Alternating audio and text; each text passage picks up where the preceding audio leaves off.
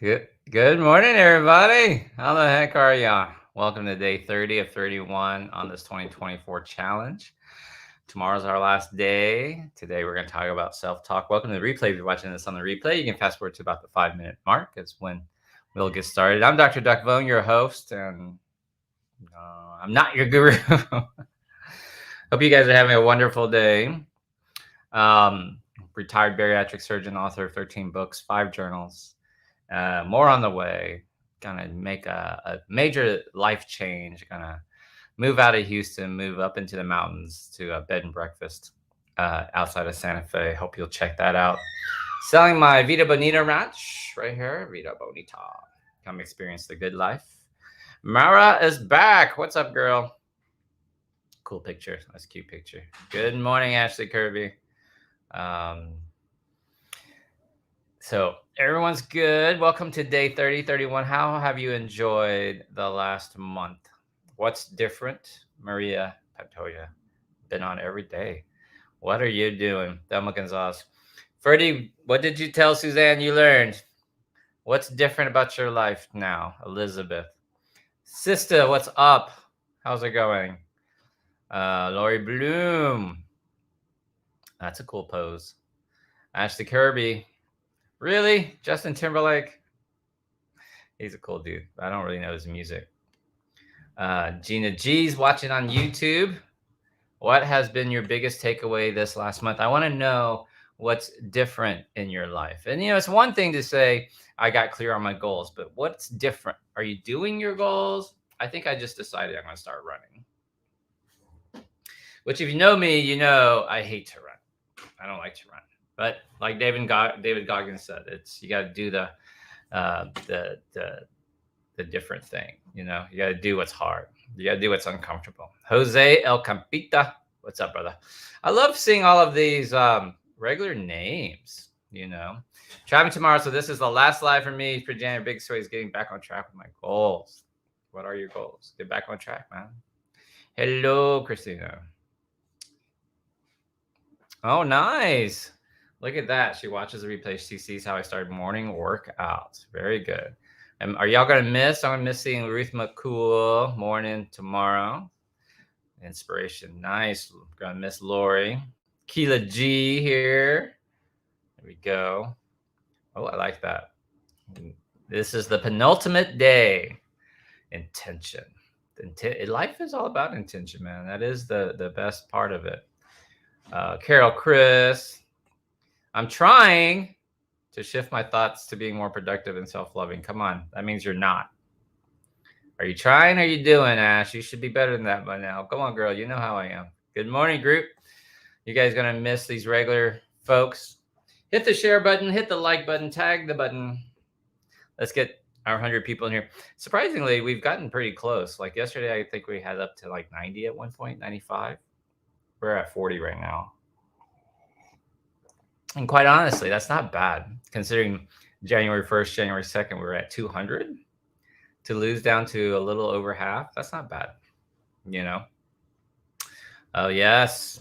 Here's a lesson from Jose. You got to do them comfortable.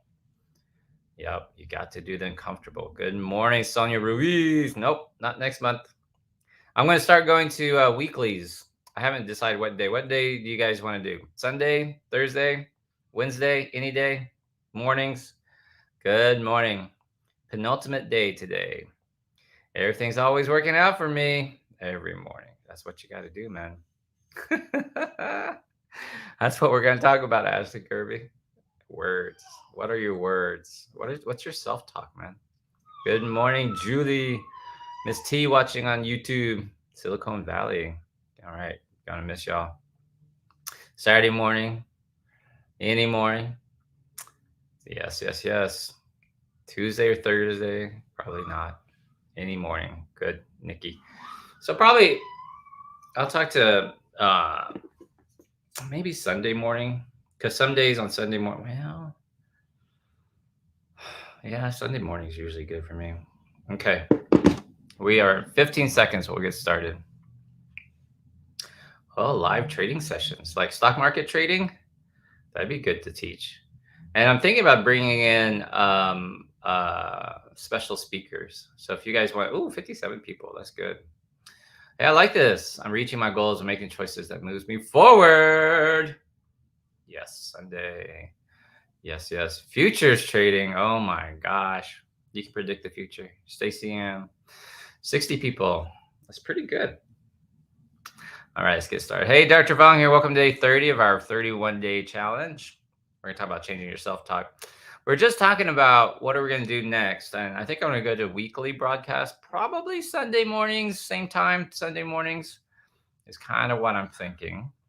Maybe you can listen as you're getting ready to go to church service if that's your thing, or if you just like to meditate, sit. And I'm going to try to get some special guests on, speakers, things like that, interviews, but also some patient stories, some before and after people and major lessons, major mistakes, some patients might have made, some words of wisdom. I think that would be good too, you know.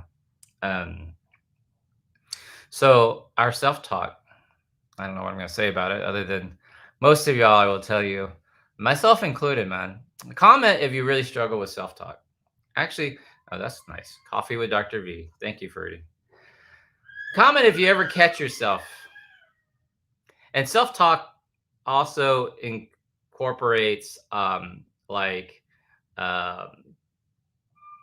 self-doubt.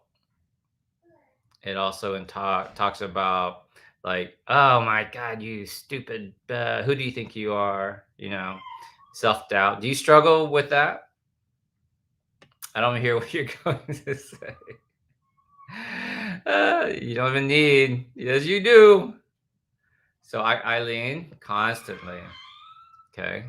Marie, see, always catch yourself, right?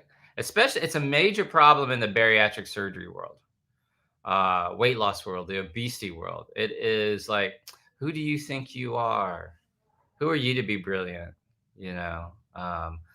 People are.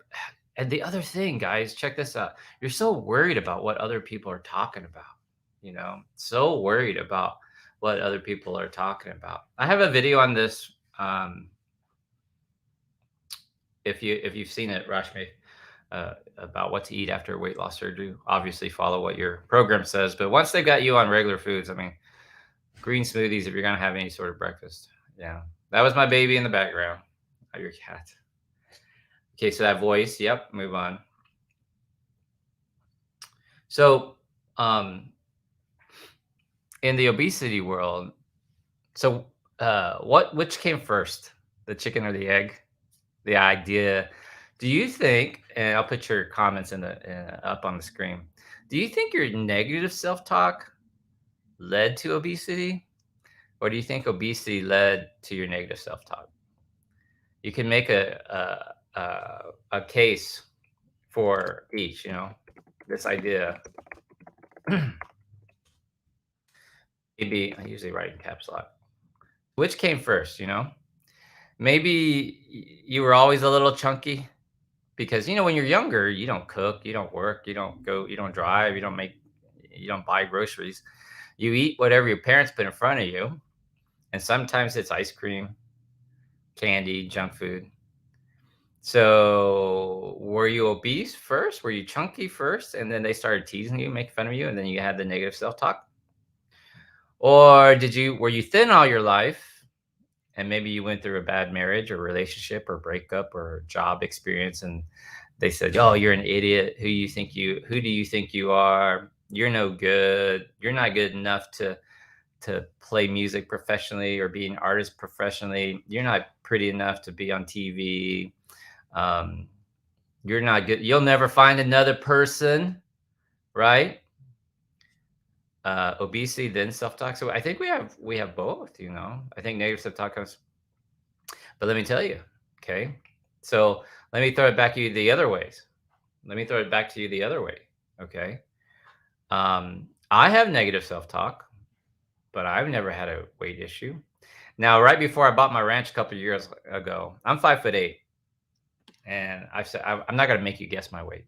I've told y'all before, but I've been 135 for the longest time, 135 pounds for the longest time. And then I got up to 156.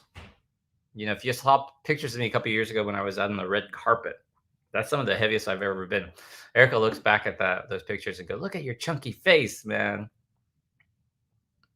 And as we get older, our faces tend to get chunkier anyway. Uh, you lose that kind of smooth, angular face of the youth. So I bought the ranch and closed on it. It was hot that first summer. I didn't eat much, didn't have much refrigeration, didn't know what we were doing. So fed everybody else, quickly lost back down. And we went to the ranch beginning of June. And when we came back by the middle of August, I was back down to 135. And I've kept that weight off for 2 years. Now, before that, how did I get up to 156? Well, that was the pandemic. That was the lockdown, staying home. And even when we first opened up and everybody was petrified, Erica was like, "You think it's safe?" I remember the first time we went out to eat. She goes, "Do you think it's safe?" I said, "Girl, we've been shut down for a month. Nobody's been in this restaurant for a month, and they've polished and sterilized the whole restaurant, and they have to wear masks. They have to distance. Like, this is the safest time to go. You got to go out before other people start going out." So I got up to 156 from the pandemic, drinking too much, like fruity drinks, too much old fashions, too many old fashions. I can't drink old fashions anymore. If you're an old fashioned fan, it's a lot of simple syrup, but it adds weight on you, right? Um, so now I'm back to the skinny Asian, right? But I needed that kickstart from owning the ranch, kind of like a lot of you guys needed weight loss surgery or whatever, Well, wow, there's 85 people watching.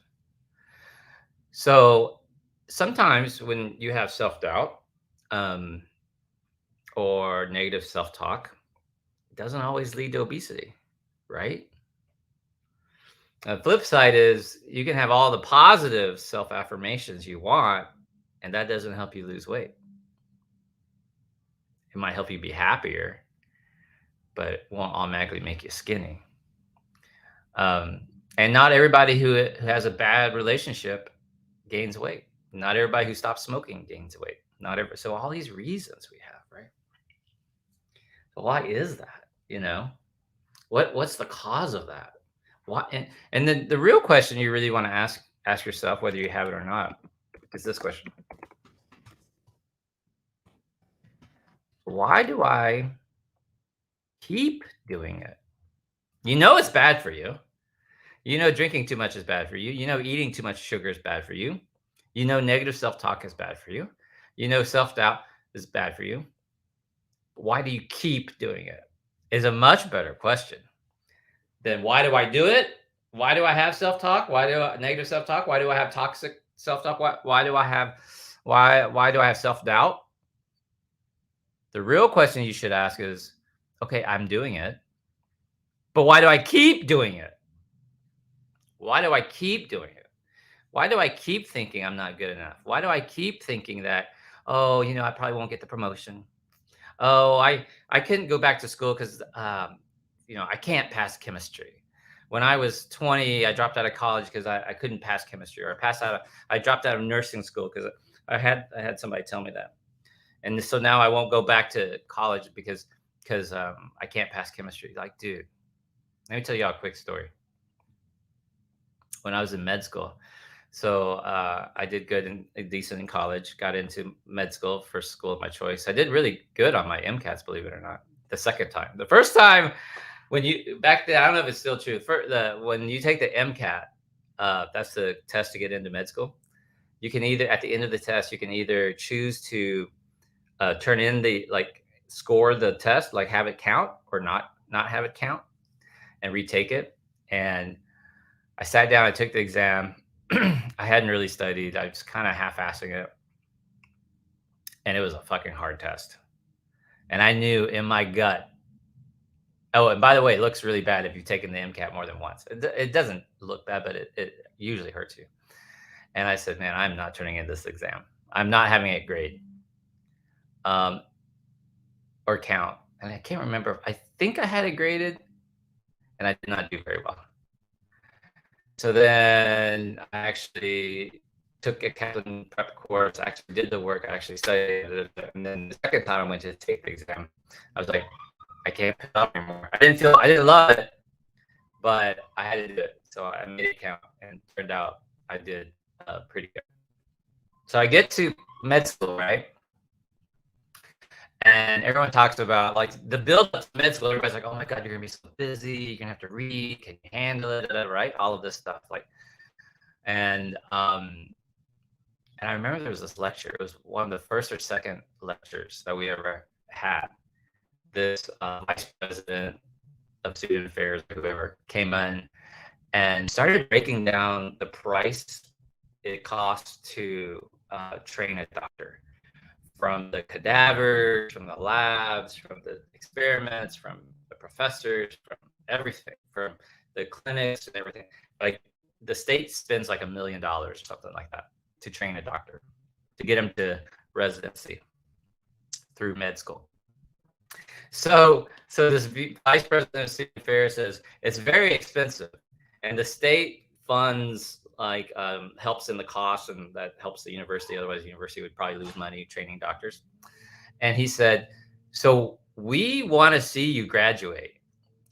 It does nobody any good for doctors to be cut out of med school. And he went through the statistics about like there's a shortage of doctors, especially primary care, rural areas. Like we don't have enough doctors in America, and we got to train up. There's this big initiative. So he says, so if you're struggling, like we will get you tutors. We will do additional classes. We will do makeup work. We will do, if you miss an exam, if you don't do well on an exam, just ask the professors like for makeup work or additional stuff. And he's like, we do not want you to fail out of med school. Now, having said that, there were a couple of people, 2 people in the year ahead of me that were repeating in my year, and they eventually did not finish. One guy, super smart guy in my class, decided medicine was not for him and left after the middle way of his second year. He left. So it's not for everybody, but this vice president of student affairs was like, we don't want to see you fail. There's really no way to fail med school unless you decide to quit. And I was like, oh, God damn. It was like this relief in my head that I can't fail. I can't fail you. I can't fail out of med school. It was a total relief. Does this make sense what I'm saying? So all the negative self-talk and stuff like that just went away. Like all the stress went away. It really did. So I was telling this person who said, well, I couldn't pass chemistry, so I dropped out of nursing school, and I don't want to go back to school because I know I can't pass it again. And I told her the same story. I said, dude, they don't want you to fail. They will do everything in their power. And she listened to me, and she did it. She passed chemistry with like a 75. She was like, oh my God, I can't believe it. No, it's true. It would have been that way. Guarantee you. Or I mean, I guess there's a chance the professor could be an a-hole. But pretty much every graduate program, whether you're getting a PhD, an MBA, things like that, it really does no good to flunk you out. Especially right now, nursing school is hurting. So, and even it was that way. So, for example, 20 years ago, like you say, Suzanne, like they used to do surgical residency programs that are called pyramid programs. So they would start. They're illegal now, by the way. They would start with like 10 interns, and then they would like let the second year would be like 8, the third years would be like 5, and the last year, your chief year or whatever, would be like 3 chiefs or whatever. You go from 10 interns to like 3 chiefs or whatever. You can't do that anymore. Those are called pyramid schemes.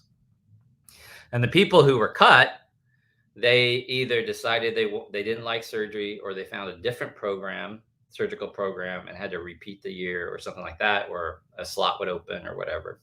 And it was just very hectic to the surgeons, to the trainees' lives. residents' lives because they might have to move cross country, they might have a young family, they might whatever.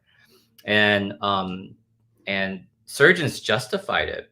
Well, anyway, the uh, the times have changed. The shortage, anyway, a lot of the things we do is just made up in our heads, if that makes sense. It's just not reality. You know, I'll give you a few. My boss hates me. I I doubt it. You know, not not likely. You might not be the favorite, to which then you have to go, well, what am I doing that that makes them not favor me? Maybe I'm showing up late. Oh no, Dr. V, I show up on time. Maybe you're calling in too much. Well, there was that one time, but it had to happen. My kid was sick or whatever, and I got to improve. So there were things that I was doing when I was a med student, when I was a resident, and then even in my first practice, I didn't realize I was doing that made people not like me. I was very sarcastic. They called it, they had, boy, you have such a wit. You have a quick wit. Duck has a quick wit, which I've come to realize later meant I was really an asshole. That was their nice way of saying I was an asshole. Because if someone does something silly or say something silly, it's easy for me to like see that and be like, oh my God. So as I've gotten older, I've had to like, oh, don't say it, Duck. Don't say it.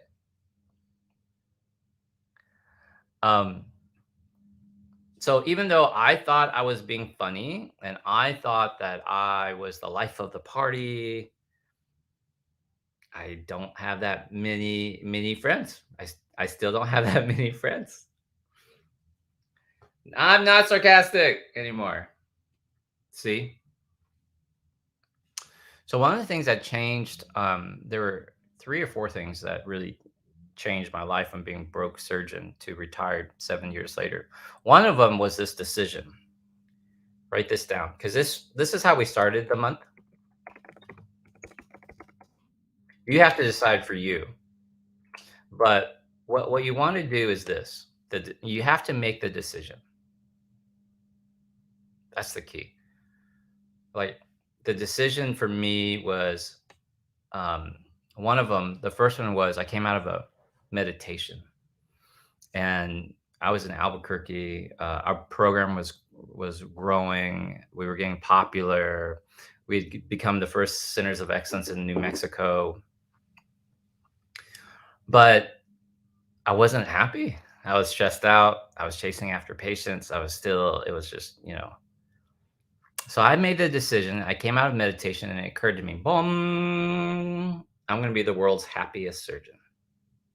I was going to stop trying to be the world's busiest surgeon, the world's #1 surgeon. I was going to stop trying to like go up into my professional societies or get myself on committees and get elected to office and my professional societies, become president of ACE.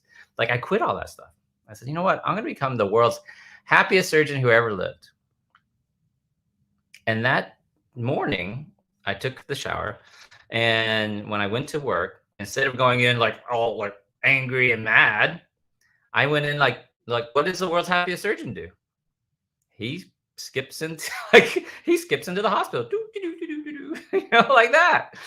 And the nurse runs up to me and says, "Oh, Dr. V, I'm so sorry. You're running a little bit behind. We couldn't start an IV." And the world's like a typical surgeon would be like, "Ah, oh, man, like you're screwing my schedule up," or they'll just like bury it, like bury it. And so like try to keep a good face and be like, "Oh, okay," but really deep down you're seething, right?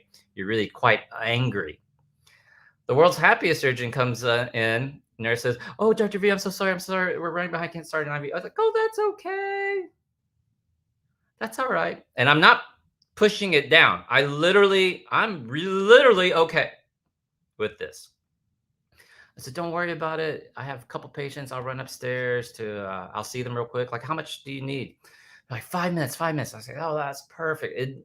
My point is, it wouldn't have mattered if she had said 1 minute, 5 minutes, 10 minutes, 15 minutes.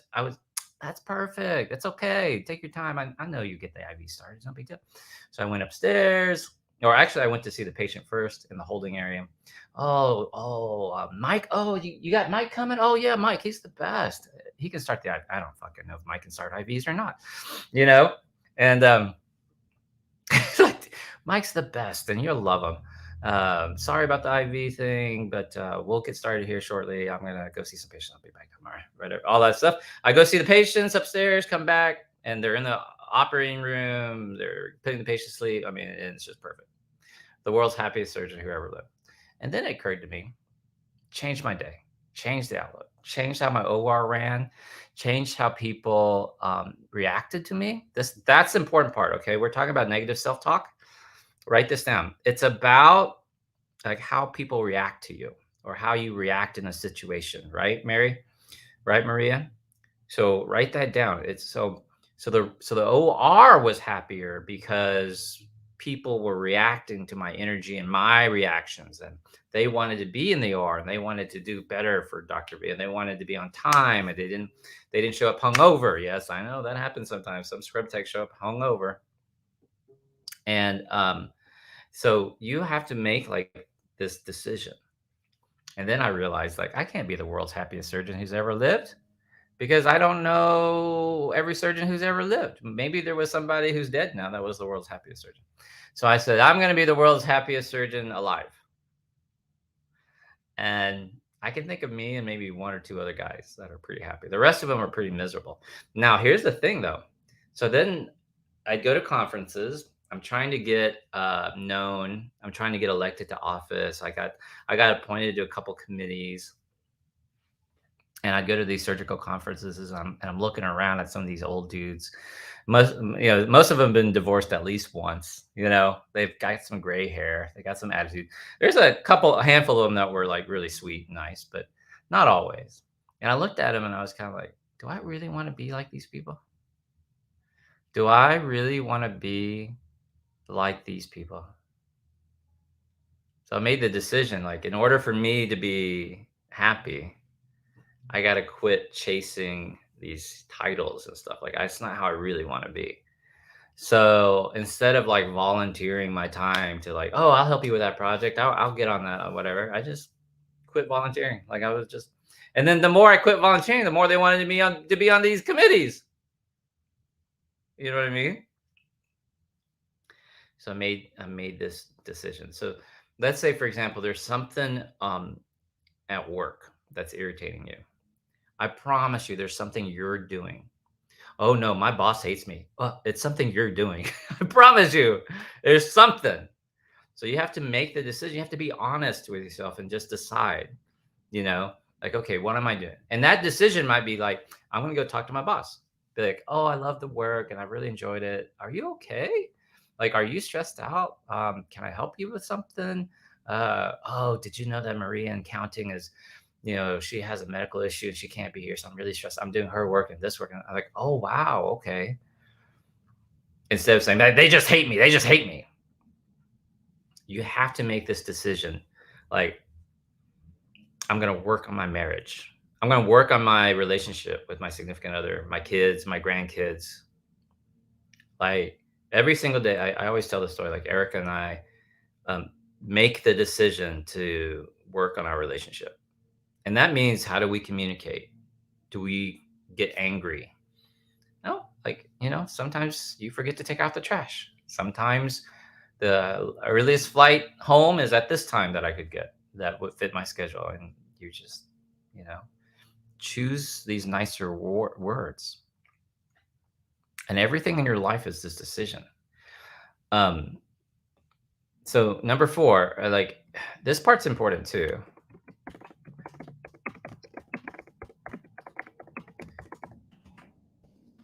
Okay. The mistake that average people make, and remember, the whole thing about this is like, we're not supposed to be average. No one can hear your self-talk. Like, no one knows. You meet Dr. V, he's smiling, he gives you a big full frontal hug. You don't know if in my head, I'm sitting there going, oh, this guy smells funny, or this gal looks funny, or she she needs to lose 20 more pounds. or I'm happy, or I'm angry, or I'm stressed out about my home life. But in your we're at 105, nice. But in your self-talk, you're sitting there going, "Oh, Dr. V probably thinks I'm a failure because I've regained 30 pounds." You see what I'm saying? Like, I can't hear your self-talk. I don't know what you're thinking when you come give me a hug. Like, "Oh, he's gonna be so proud. I'm so fit. I've been working out. I put on some muscle. Blah, blah, blah. I'm toned. I'm fit, whatever." Like, I can't hear your self-talk. And you can't hear my self-talk. But yet you start having these conversations. Can I have an aha here? Like, you start having these conversations in your head. Like, "Oh, what if he thinks I'm a failure?" Like, "Oh, what if I like, what if I'm not dressed good enough, or what would they say, or I wouldn't even know what to say, or I blah, blah, blah, blah, blah, blah," right? But when you sit there and you talk about your self-talk, when you're having this conversation in your head, right? When you're having this conversation in your head, write this down. This is really important, okay? You think you're doing something about it. That's like, does that make sense? Like number 5.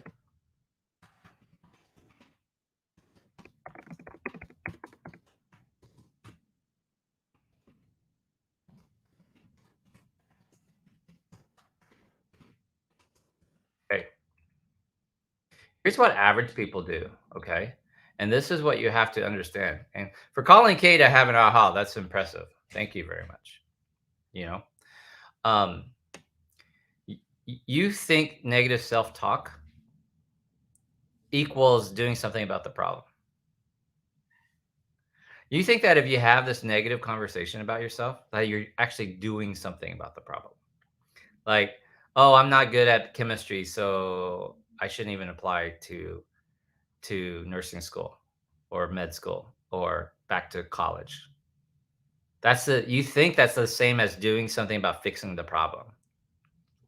Same, I have a bad professor. That's why I can't pass algebra. You think that's the same as like doing something that's the same as passing algebra.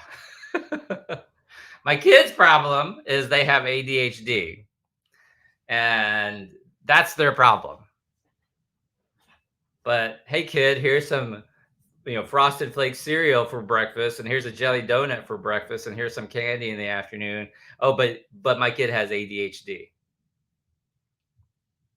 Or you could go to Google and say, some easy tips to handle your child's ADHD. Oh, don't give them sugary drinks. Don't give them sodas. But what would they drink? Water. So average people think that negative self-talk is the same as doing something about the problem because it justifies it. Oh, I'm clumsy. I'm socially awkward. I'm not very good at this. I wouldn't even know where to start. Comment if any of these are hit. Have you done any of these? I don't even know where to start. I wouldn't even know what to do. Where would sell my house? When 2020 hit, and you remember that huge boom where people were paying more than asking price, double asking price, bidding war. Like your house would go up, and you'd get a contract. You'd get 4 or 5 contracts the first day. And I was telling people in my private group, I was like, dude, if you have a home, you need to put it up for sale. Like, this market is crazy. This is a one in a lifetime. Like, you could have made 250, 300, $400,000 on a stupid house. And people would go, "Well, what would I like? Where would I live? Like, fuck it, anywhere you want. Go rent an apartment." But I don't want to rent an apartment. I don't want to rent a house. But it's $300,000 you would have. Well, then I would just be throwing away money on rent. Throw away 30,000. I don't know how much do you want to pay for a rent? Let's say your rent's $3,000, $4,000 a month, and because you're going to go to this big ass house, and that's $50,000 a year, and you have to do that for a year and a half, and then the market came back down, guys. Like, you could have bought back, like, literally, there's a house down the road that this big ass 7,000 square foot mansion that was for sale, that sold for like 2.2 million. which by California standards is not that much, I know, but that's a lot for Texas. And they only owned it for like, I don't know why, like 9 months, and it's back on the market. It's down to like 1.9, and they can't get it sold. It's been on the market for almost a year or something. It won't sell. See what I'm saying? Like, you go snatch it up. So I oh, back to the talk. I was telling people, I was like, you need to either get home equity line of credit or flip your house. Like, just go do whatever. Take this time to travel. It's crazy times. I wouldn't know what to do. I wouldn't know where to start. But where would I live? I can't take my kids out of school. There are all these people that homeschool. I had not one, but two of my classmates in med school, both girls, that were homeschooled and graduated high school at 16. um, Came to, I remember Carol went to college. She was 20 when she came to med school, and 21. She turned 21 when we laughed because she was in med school and she could finally start drinking. And she's like, what? Legally drinking. And it was crazy to think that. And yet we still go, oh, I can't take my kids out of public school. Yeah, at the same time, they bitch about the public school. Like, oh, what are they teaching kids? No, but it's all about cheerleading and bullying. And then I'm like, but then they'll go, but I can't homeschool them. Why not? There's millions of people who homeschool that are fantastic. In fact, I was at my mastermind Sedona last week, which I went live at, and a friend of mine in the mastermind, I was like, hey, you guys really need to come out to the ranch before it sells. And I said, April's like, when is your kid's spring break? He goes, we homeschool our kids. Like, we can go anytime we want. I'm like, well, perfect, dude. Like, it's beautiful in April. Like, it's gorgeous. You see what I'm saying? So we have these thoughts about, I'm not good enough. I'll give you some more. I'm too old. I'm too young. Interest rates were too high. They weren't like at the pandemic. It was like negative interest rates almost. You're talking 1% to 2%. They would have been awesome. That's part of why that home housing boom went crazy. And now why you can lowball, because there's like, it's buyer's market right now. Like, dude, you see what I'm saying? But you really think it's the same as doing something about it. And the part of this process, it's like people want me to say, oh no, here's what you do. Step 1, stop this. Step 2, drink this. Step 3, do a cold plunge. Step 4. And I'm like, dude, if you want to do that, that's Brendon Burchard for you. You take this supplement, take L-lysine. It's like, no, that's not how this works. It really is this decision. You just got to make this decision about, I'm tired of living anxious. I'm tired of living paycheck to paycheck. I'm tired of being stressed out.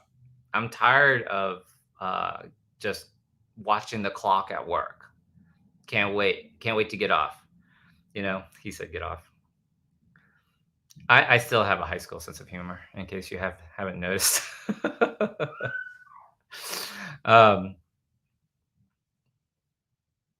So, and it sounds so simple, like Dr. V. If it was that simple, Dr. V, I would have done it already. No, you wouldn't. That's what being average means. It's like, even when you know the right thing to do, you talk yourself out of the right thing to do. Does that make sense? Like, you know the right thing to do, and you still want to argue for the misery. You still want to argue for the suffering, right? You still want to argue for it when it's just really simple. And I don't know why. I wish I had like an answer for you. Why is it so much easier for me? Like, it's always been easy for me. I don't know if it's part of being an immigrant, being teased growing up, realizing that like life's not guaranteed, seeing lots of my family members die on the trip over. I don't know. just making this decision, like, I don't want to waste a day. I don't want to be around assholes. I want to do what I want to do. I want to eat good food. I want to play with my kids. I want a life where I get to see my kids grow up. I want to, uh, eat things and put things in my body in such a way that the iron banana still works. The little toy soldier like still stands at attention, and I get to chase Erica around. I mean, like, it sounds like ludicrous, but that's really what you have to do. That means a lot. Life is choices make the change. Your happy surgery took an instant. Oh, next thing I forgot. Thank you, Colleen. That reminds me. So this is the next decision after I decided I was going to be the world's happiest surgeon. Then it occurred to me again. I was meditating, and then it occurred to me. This was about 2 years later. I came out of meditation and I just decided everybody loves Dr. V. Everybody loves Dr. V. Everybody loves Dr. V. And that's the self-talk. Because that self-talk, if you follow the thought, everybody loves Dr. V, everybody loves Dr. V, then you have to ask yourself, like, why would everybody love Dr. V? What does Dr. V have to do in order for everybody to love Dr. V? Well, I can't be fake. I have to be authentic. If I want to cuss, I cuss. If you don't want to cuss, you don't have to cuss. I don't ask you to start cussing, but don't ask me to stop cussing, to not be who I am. So I have to be authentic. I have to be kind. I can make jokes, but not at the expense of others. I realize that, right? Like, I can't be funny while making fun of someone else and they feel bad. That doesn't work. I got to show up to events and give, not just take. I got to set my ego aside. I have to I don't do the fake it till you make it thing. I literally go, I don't know. When I bought the ranch, I was like, I don't know what I'm doing. You need a blah, blah, blah. I had so many people like, you need a blah, blah, blah, blah, blah, blah, blah. I'm like, okay. Have you owned a ranch? No, but I've lived here all my life. I'm telling you what to do. But have you owned a ranch? Like, no. But you have all these strong opinions about what I should do. See, I have no opinions about what you should do with your life.